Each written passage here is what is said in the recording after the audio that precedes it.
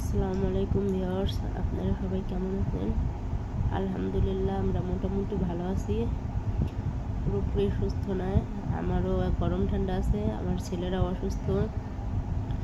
তো অনেক দিন ধরে ডায়েট করা হয় না।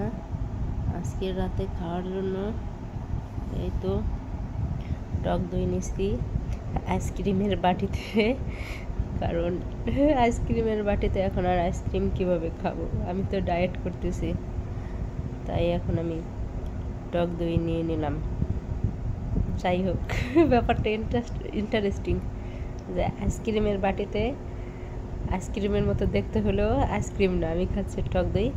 তবে আমাদের এলাকার টক দইটা অনেক দোকান না, একটা ভাইয়ের দোকান আছে, ওনাদের এই টক দইটা অনেক মজা, অনেক ভালো লাগে খাইতে টক দইটা।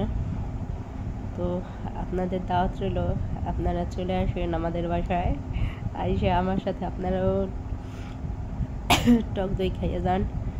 আর সবাই ভালো থাকবেন, সুস্থ থাকবেন।